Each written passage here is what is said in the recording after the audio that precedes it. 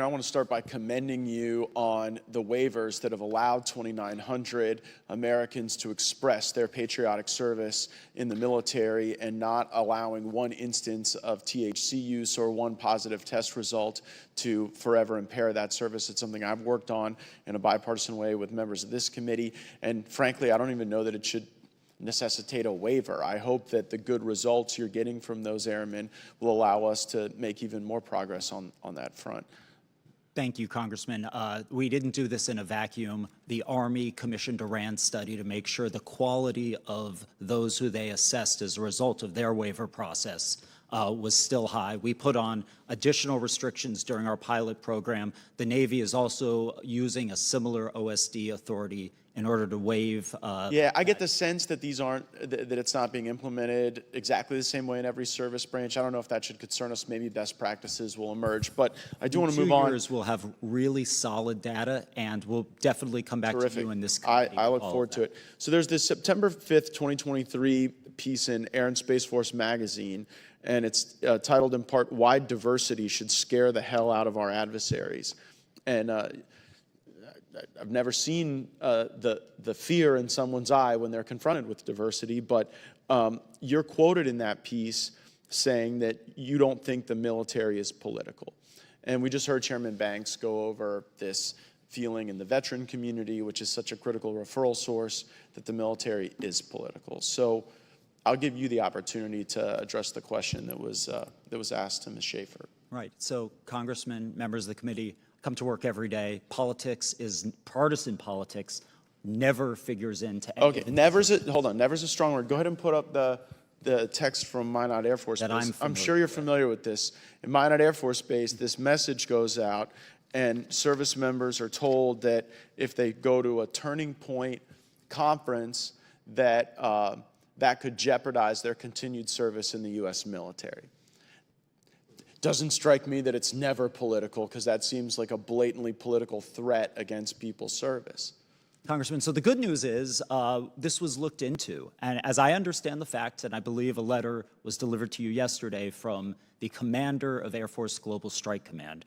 First, this was based on incorrect information from a master sergeant that sent a text in unofficial channels to his peer group.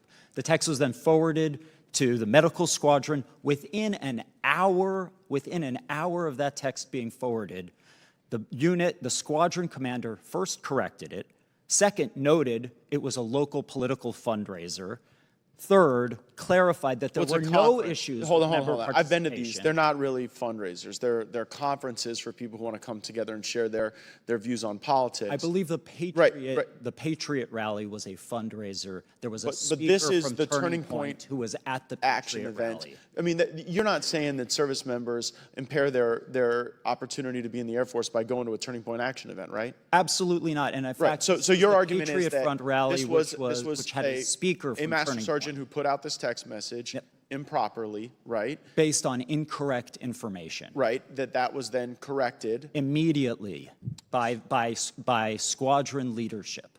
That is a success story, except in so much as it creates this theory or that people might not get formally reprimanded under some formal rule, but that there's a cultural shift right now in the military that would even have someone think they could send a threat like this out. I mean, so don't you think, because when you say it's never political, that seems to run afoul of this. There are times when this politics emerges and we kind of got to play whack-a-mole to ensure that we have an apolitical fighting force. But, I mean, doesn't that concern you?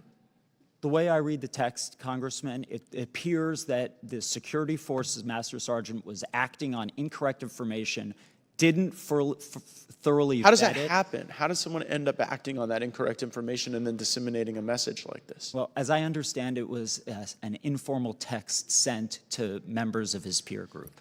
Are you familiar with the matter of Oscar Rodriguez, who goes to a retirement ceremony? He wants to reflect on God and faith in that retirement ceremony with the U.S. Air Force, and then is removed forcibly from the ceremony for making mention of God. Is that something, a case you're familiar with? Congressman, I'm sorry, this is the first time. Okay, great. Well, I seek unanimous consent to enter this Breitbart reporting into the record on the matter, Mr. Chairman. And again, just another example where I know we got to play whack-a-mole, but when people feel as though attending a Turning Point event or referencing God might bring some punishment on them, that can impact some of the recruiting we're talking about. Without objection. Thank you, Mr. Chairman. Yield back.